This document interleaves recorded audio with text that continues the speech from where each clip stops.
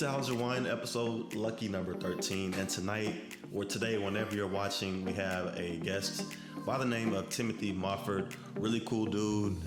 He has great wine tastings and has a great space where he shares his passion and knowledge for wine through his Trail Wine Collective. So really take the time to hear what he has to talk about and his journey from the Pacific Northwest down to Texas. So stay tuned.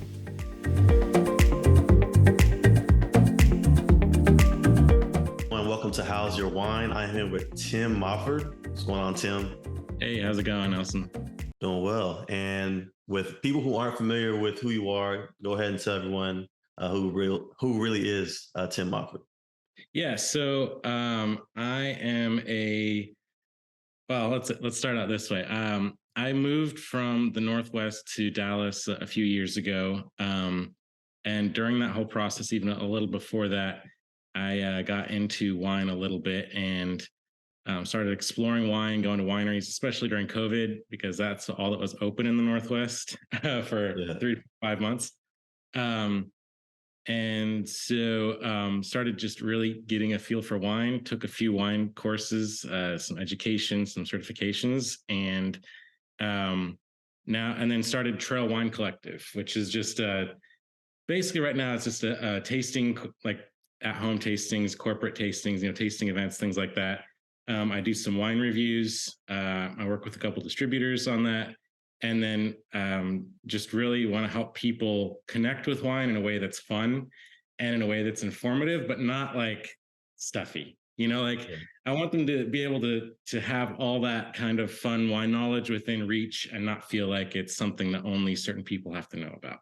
So I will say it is still within a contained atmosphere. I don't go crazy about I know there's some people that are just like, wine is just all about the fun. And I'm like, I love the fun side of it. But for me, the education, the knowledge is also a lot of fun, because for me, wine is like a piece of art or something where like you see it and every single bottle is a separate piece. It's like, one artist, the winemaker or the vineyard or whoever is the vineyard manager, whoever is putting this process together, they create a piece of art, but each bottle is different depending on when you drink it, where you drink it, who you're drinking it with, and all of that builds this piece of art that you get to enjoy in that moment.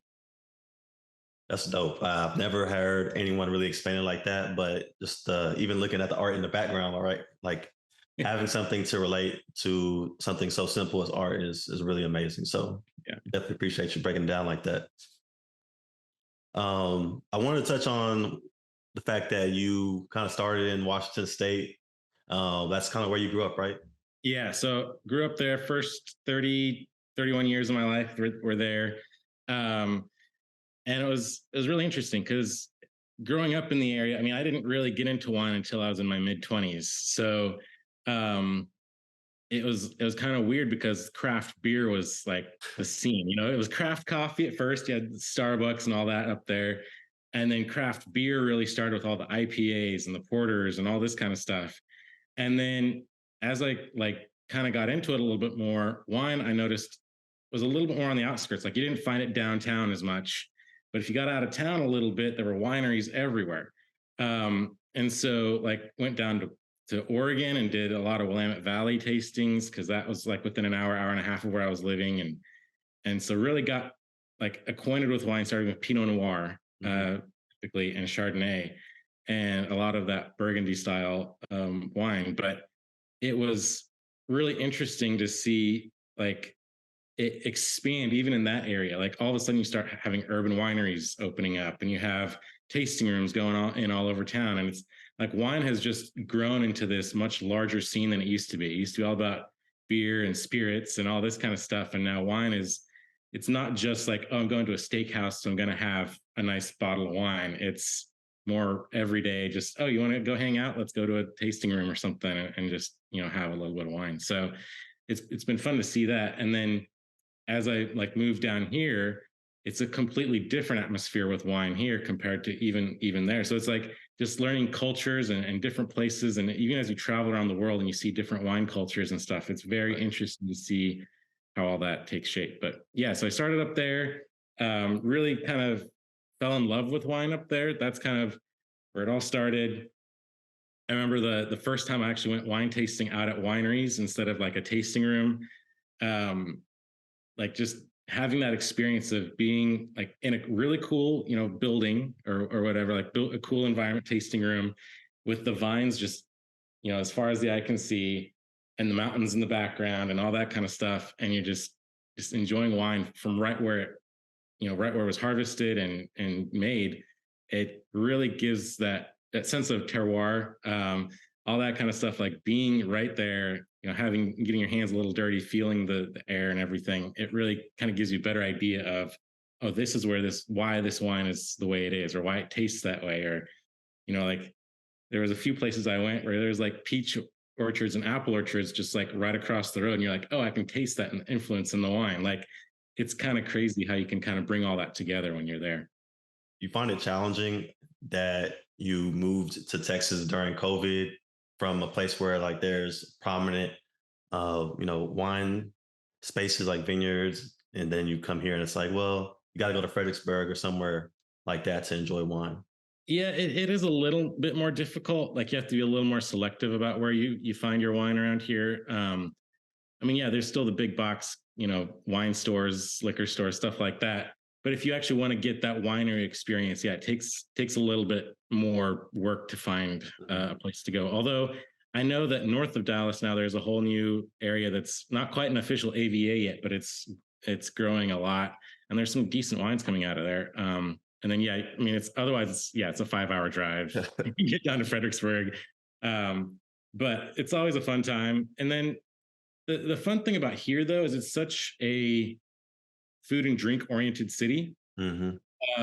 So there's a lot more like little hole in the wall places that you can find that are like, randomly putting out some really good wines. And a lot more community as far as building that, not just with vintners and, winemakers, but actual like distributors and, other people that are interested in the wine industry. There's a lot more of a community around here to be able to connect with people like that. So it's been beneficial in that sense. So speaking of community, with the Trail Wine Collective, Mhm. I remember going to your tasting at your home a year ago. How would you describe how that has influenced more of your passion for wine and connection? Yeah. So, I mean, the whole idea about the collective portion of it was that we don't want this to just be a venture for wine people. Like it's not just about connecting wine people to other wine people. It's about bringing people together. It's about bringing the brands, the labels, the wine, and people together, and as well as bringing multiple people from different cultures, different backgrounds, different whatever you want to call it, like whatever they've come from in their background, bring all, people all together, because there's something nice about wine and alcohol in general. I think that people can get around it and they can, they feel comfortable, they feel like they can talk to each other. And a lot of that other stuff, when you're like, oh, this is, they have their boundaries or borders kind of fall down a little bit, and they're able to be more receptive, more open, and really just build more community. And that's where that was kind of the start of this whole thing, is we really wanted to bring people together. And we had a love for wine, so bringing those things together really made sense. And it's fun to just be in that place and also learn together, because as you're tasting wine, everyone has a different opinion. It's not Hmm. like, not because like one person's the wine expert, then their opinion is all that matters. And it's like, I told you what's in the wine, so that's what it is. Someone else might be tasting something else, or they might be like, oh, I don't really like this one, it's too heavy or too light or whatever. Like everyone's got a different palate, and that's what's so fun about it is, you know like we've even done a few where it's like everyone brings their own bottle and we do a blind tasting, and everyone, you know out of the six bottles that are there, you might really love two or three of them, and the other ones you're like, I don't know, but then the other Right. people love the other three, and it's like there's so much diversity even in our palette, that it's really fun to bring all that together, get different opinions, and then get to see why people enjoy different kinds of wines. I mean, somebody makes, a really fruity wine that maybe I don't really like, but there's other bready wines that I like. And I'm like, it doesn't always translate across to everyone. And then there's people that are like, oh, I don't drink reds, or I don't drink whites, or I don't, whatever, or I only drink sweet wines or whatever. And it's fun to be in that place with a bunch of people that are learning to explore their palate. You hit on something earlier, how education is key, like your priority when it comes to wine. Like you love the fun, but education is really where your bread and butter is at. How would you say you've learned from the Trail Wine Collective portion of this wine journey for yourself? I think I've learned a little bit about kind of what I mentioned before, that just because I taste something in the wine doesn't mean that everyone else tastes that, or vice versa. They could taste something that I might not be catching. I'm not by any means an expert. And that's something I love about wine, is there's always new things to learn. You're never going to get to the end of it. There's always a new vintage. Yeah. There's always a new wine coming out, or something, a new varietal. And so that's something I've learned about that, but also just the aspect of, even someone that isn't a wine professional or doesn't have a certification or something can still have some really good insights on wines. And, they can bring something out and I'm like, oh, that's a really good point. And, it's something that I'm always learning from from the community, the collective, or whatever you want to call it. Even at these tastings, if I'm hosting it, I'm still learning from the people that are tasting. And, it's always a fun experience to also be in a place where not only am I learning about wine, even when I'm teaching, Yeah. but I'm also learning about people and about interactions and about, people's history and why they enjoy what they enjoy and all that kind of stuff. And it all comes out during this discussion. So that's kind of what I've learned through this. It's not only about the wine. It's so much about the people that are in the room with you at that time, and that gives so much color to the wine that you're drinking, and vice versa. The wine gives color to the people you're with, and it's like it kind of is this back and forth process. So with the learning and education portion of your wine journey, tell us where you're focused on right now. I know you are WSET level 2 certified. What's next for people who want to learn more about you? Yeah, so I'm going into WSET level 3 in almost exactly a month from today. So I'll be working on that, and then the goal from that point onward is starting to work with a lot more distributors, brands, and then kind of just going through and testing all the different parts of the wine journey. Like I would love to start, like if I could work with a distributor for 6 months or something, and then, go to a winery for 6 months, and then go to a winemaker, and like kind of go through the process, either front to back or back to front, whatever it is. Yeah.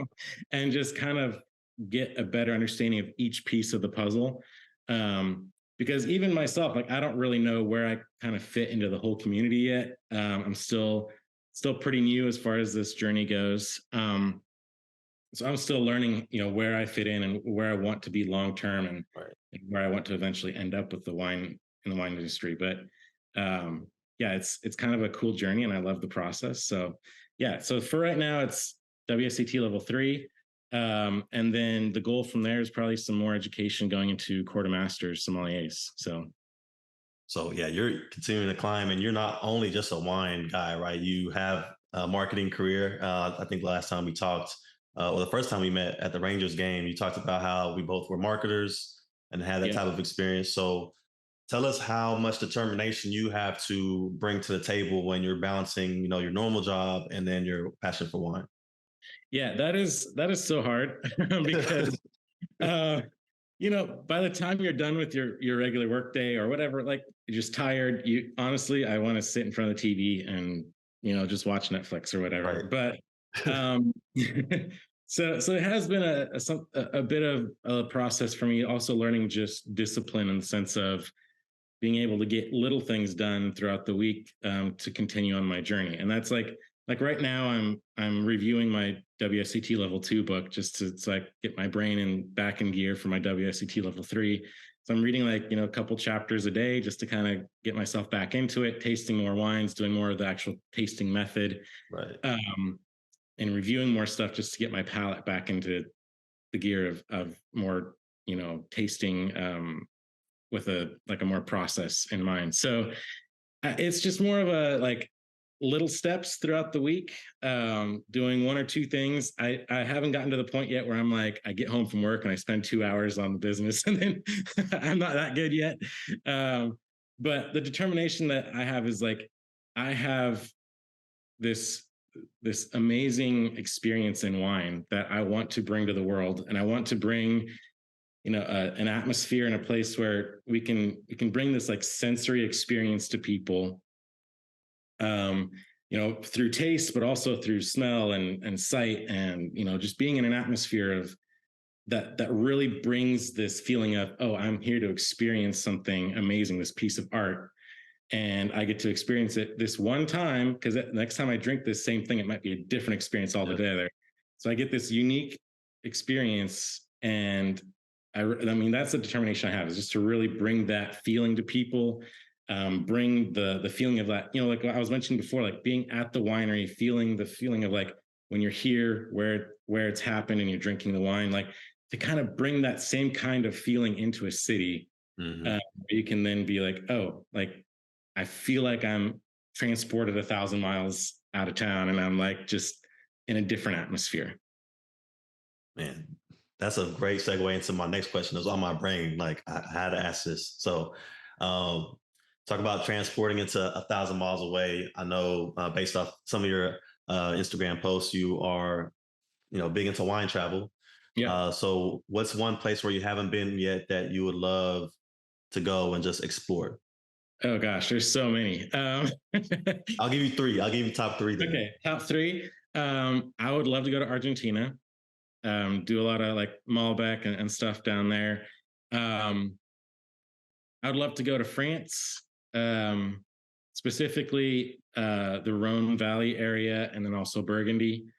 And then the last one would be South Africa. I've been tasting a lot of stuff out of South Africa recently, and it's been really unique.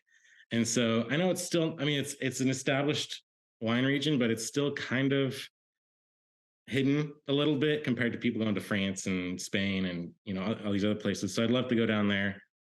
And then just as a little segue to a fourth one, um, I would say Hungary is one that I want to explore more. So I have partial Hungarian heritage, and Hungarian wines are kind of making a comeback. They're one of the oldest wine regions in the world, and it's still like they have so many different wine varietals that no one even knows of outside of the country. And so I'd really love to go in there a little more and explore that region as well.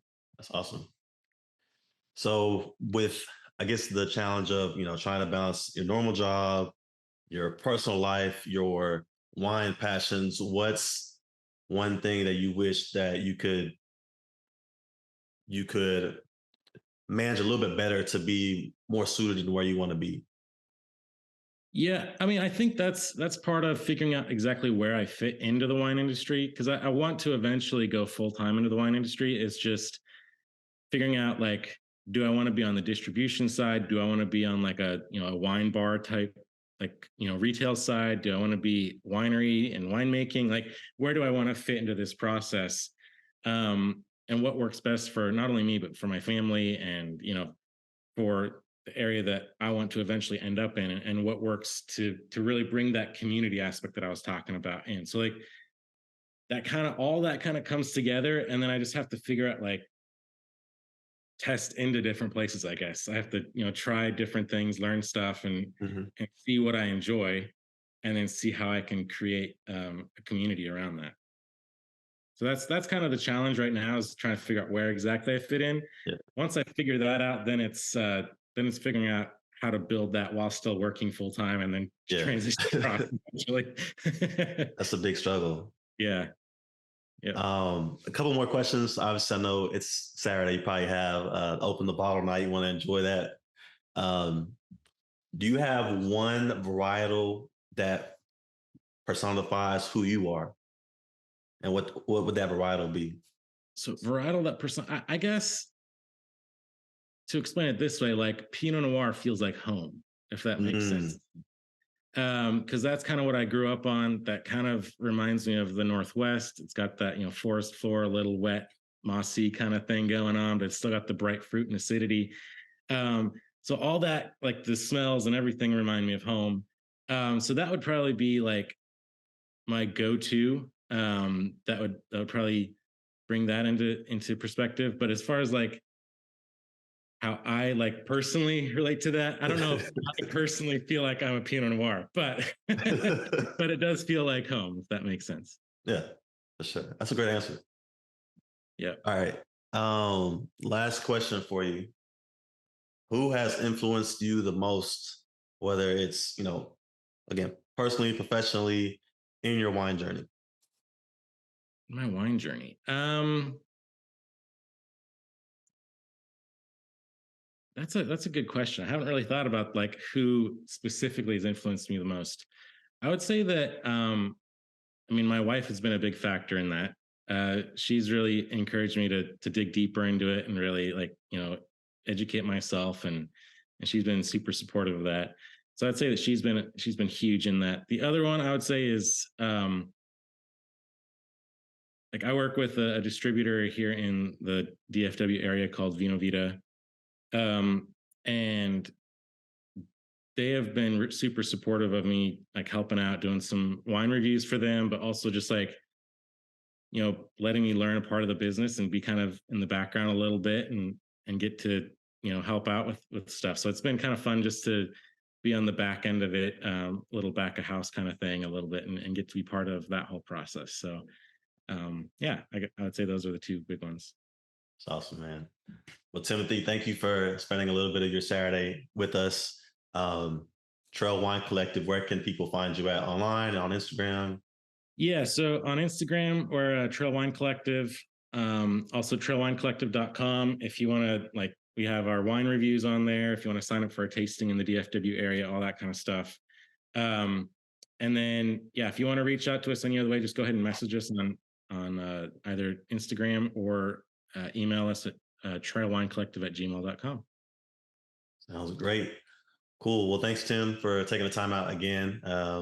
If you ever need any help in the wine space, I know we have a lot of connections, and hopefully people are watching this that can help you grow as well. Make sure you reach out to Timothy and vice versa. Timothy, don't be afraid to, connect with us, and we can help you get you where you want to go.